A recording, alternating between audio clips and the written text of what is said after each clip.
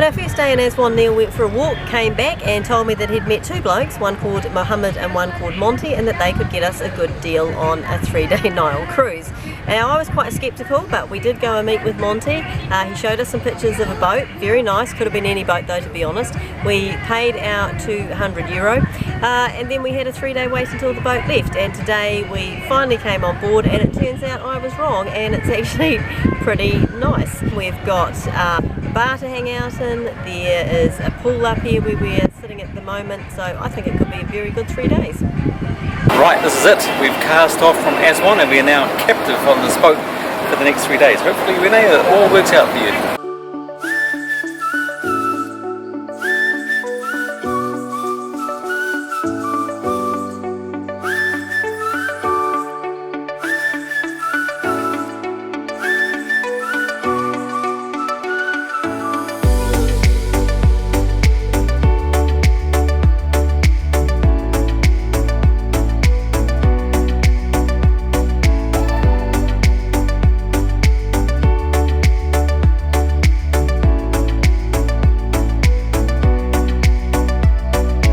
This is the corridor down to our room. As you can see, it has quite a 1930s kind of feel.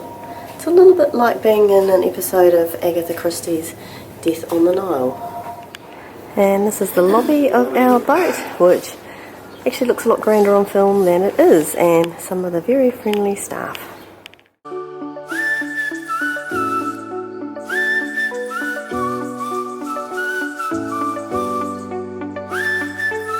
And this is probably our favourite room, the restaurant.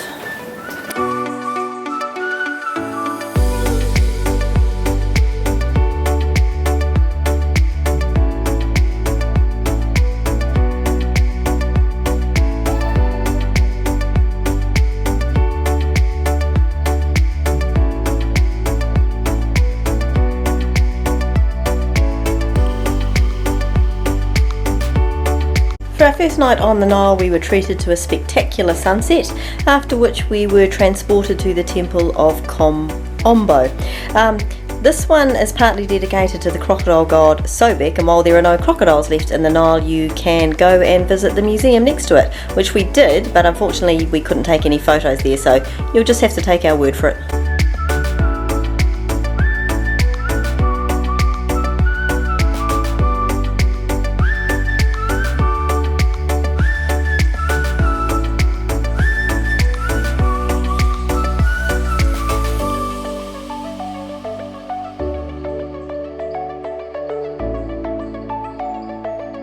It's 6:30 in the morning, which is not usual for us anymore to be up and sightseeing, but we are here at the temple at Edfu. I think it's a temple to Horus, the god of protection. So I don't know too much about this one, but I will find some information out and put it below. All I know with a lot of these places is they're at least 2,000 years old. So we're going to go and have a look because they've got some really cool hieroglyphics and things on them.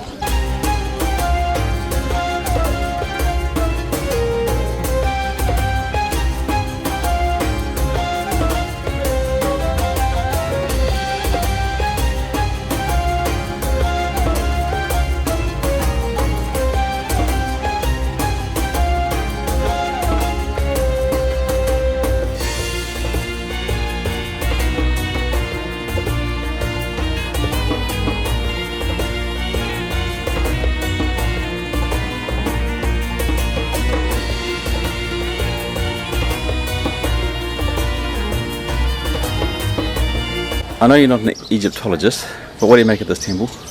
Quite impressive. It's got an inner sort of courtyard you go into that I sort of thought might be it, and then you go into this other massive chamber with these enormous pillars and lots and lots and lots of little rooms, and I think the very back one is one where the priest used to sit, because you can look all the way through the inner sort of temple and the courtyard all the way out. But yeah, lots of amazing hieroglyphics. They're very, very impressive. Now, would you be able to interpret any of these for me, please? No, I wouldn't.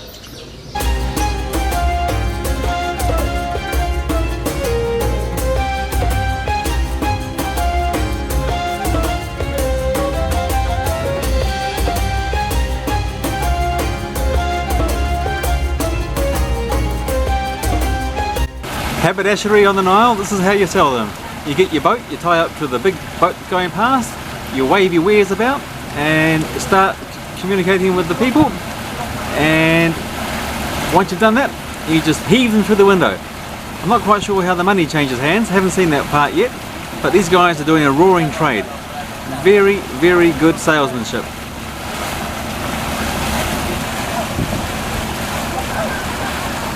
What's your name? China!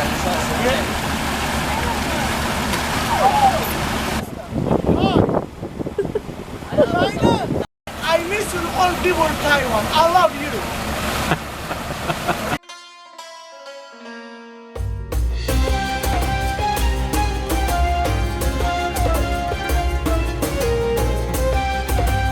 And when the sales are done, what do?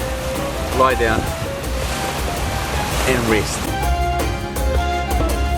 And what's happening down there, Renee? Well, the competition's hotting up now with the tablecloth, towel and scarf sellers, so we've got 3 of them down there on the boats. You've got to admire their tenacity. And we're about to enter what? It looks like we're about to go through a lock.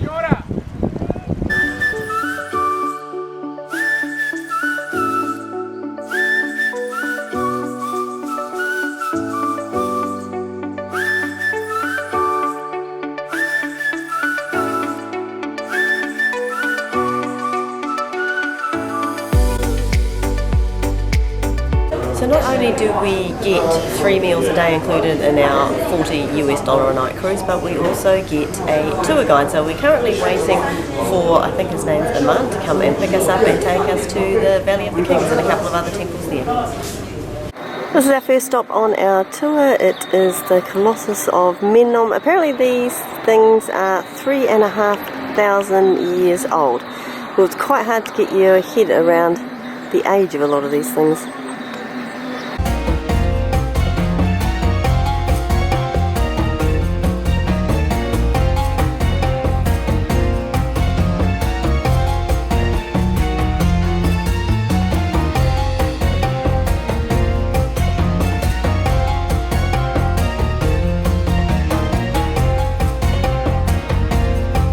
We're at the temple of Hatshepsut, hopefully I've said that right.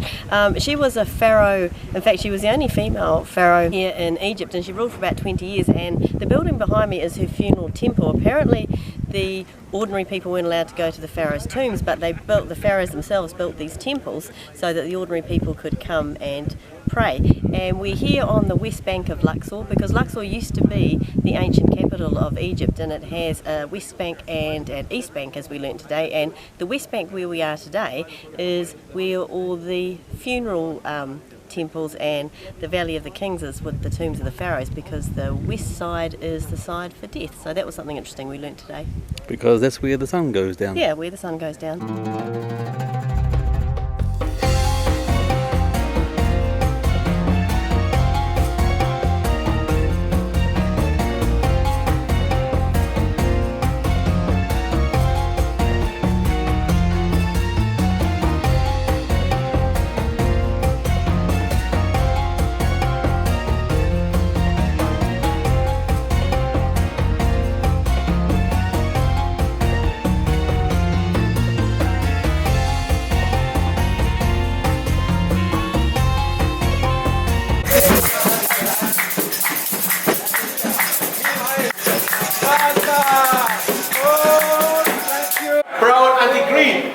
All this used for candle like this. This is the hand.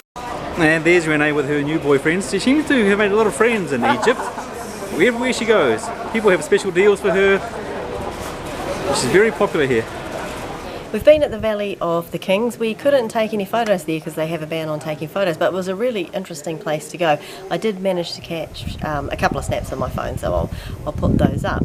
It used to be that the pharaohs were buried under the pyramids, but because the pyramids were so big and it was basically a beacon for tomb raiders, they started burying them underground. So when we were in the valley, we went to 3 different tombs. They were actually really, really impressive inside. Obviously there are no treasures left because everything has been stolen from them, but the paintings and everything in them are quite amazing in the carving, so we did really like that. And now we have come to Horus Temple, which was the temple of Ramesses III. It's got 3 big facades or pylons that you walk through. There's images of him being a warrior and smiting his enemy and that sort of thing, but it's also got some paintings on the pillars and things themselves, which is quite unusual because often everything we've seen so far has been sort of stone, so we'll show you some images of that. But yeah, very interesting things.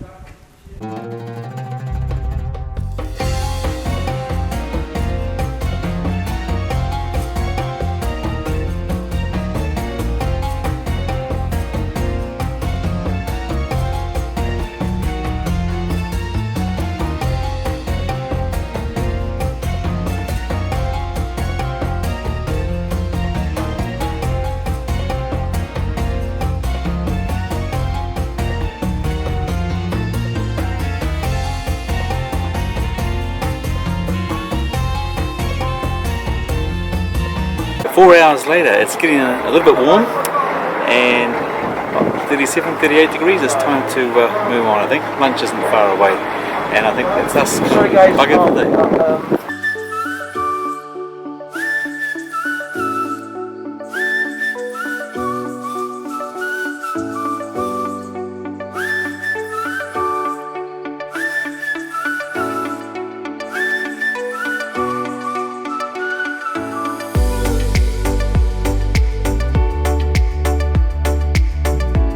So, farewell to the boat. Farewell to the boat. Yep, it's been a good 3 days, but I think it's time to go and do something new. No more of this 5-star living. Yeah, no more 3 big meals a day, which would be quite good.